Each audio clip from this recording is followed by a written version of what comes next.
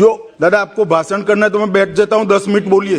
इतने सीनियर सांसद होकर बीच में टोका टोकी करना ना आपकी उम्र के लिए अच्छा है ना आपकी सीनियोरिटी के लिए अच्छा है। मैं बैठ जाता हूँ, आप भाषण करिए 10 मिनट। माननीय गृह मंत्री जी, हर बार नहीं करनी चाहिए, विषय की गंभीरता को समझना चाहिए। तो बोले नहीं होते, क्रोधित नहीं होता हूँ भैया, समझाता हूँ। कई बार समझाना पड़ता है बड़ों को भी।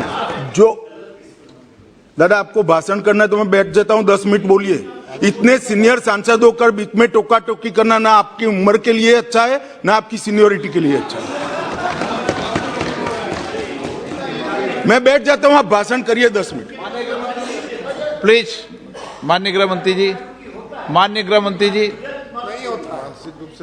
हर बार नहीं करनी चाहिए, विषय की गंभीरता को समझना चाहिए। तो बोले नहीं होते, आप इतना क्रोधित नहीं होते हैं। क्रोधित नहीं होता हूं भैया, समझाता हूं। कई बार समझाना पड़ता है बड़ों को भी। मान्यवर, जहां तक कानून का सवाल है, मैं इस सरकार की नीति को बहुत स्पष्ट करना चाहता हूं। जो ड्रग का सेवन करते हैं वो विक्टिम है, उनके प्रति सहानुभूति का रवैया होना चाहिए और पुनर्वसन की तैयारी और पुनर्वसन की कानूनी प्रावधान होने चाहिए। परंतु जो ड्रग का व्यापार करते हैं, इसकी तस्करी करते हैं, इसको नीचे तक पहुंचाते हैं, वो चाहे छोटा हो या बड़ा, इसको छोड़ना नहीं चाहिए। उसको कानून के शिकंजे के अंदर लाना चाहिए। ये भेद अगर हम नहीं करते हैं तो कभी कभार हम विक्टिम के साथ ही दुर्व्यवहार करेंगे। जो बच्चा इसमें फंस गया है, जो युवा फंस गया है, उसको वापिस आने के लिए और समाज इसको फिर से स्वीकार ले, इस प्रकार का सामाजिक माहौल बनाने की भी हम सभी सदस्यों की जिम्मेदारी है। माननीय सरकार की तो है ही। जैसे पाटिल साहब ने कहा, व्यसन मुक्ति केंद्रों से लेकर इनके रिहेबिलिटेशन सेंटर से लेकर सारी चीजें बहुत बनाई गई, मैं बताऊंगा आगे। परंतु एक सामाजिक वातावरण भी हमने तैयार करना पड़ेगा कि जिसने ड्रग ले लिया वो खराब है, ऐसा नहीं है।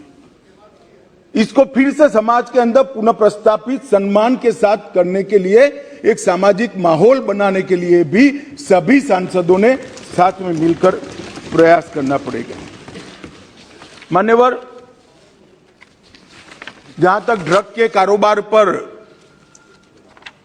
सख्ती का सवाल है, भारत सरकार ने विगत 3 सालों से ढेर सारे व्यवस्थाएं की हैं। सबसे बड़ा बदलाव हमने किया है, जैसे गृह मंत्रियों के सम्मेलन में भी मैंने आग्रह से किया था, इसके बाद सभी गृह मंत्रियों और डीजीपी के साथ वीडियो कॉन्फ्रेंस कर भी मैंने कहा था, किसी भी इन्वेस्टिगेशन को हम आइसोलेशन में नहीं देख सकते हैं।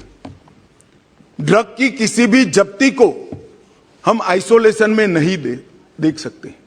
एक जगह ड्रग की छोटी सी पुड़िया भी मिलती है तो वो इन्वेस्टिगेशन को, ये ड्रग कहां से आई, वो सरहद तक ले जाना पड़ेगा, तभी जाकर पूरा नेटवर्क ध्वस्त होगा। और अगर किसी बंदरगाह पर, एयरपोर्ट पर ड्रग पकड़ा गया तो वो ड्रग छोटे सी छोटी पान की दुकान पर कैसे जाना था, वो पूरे नेटवर्क का अगर हम जांच करते हैं तभी जाकर ये समस्या का समाधान होगा।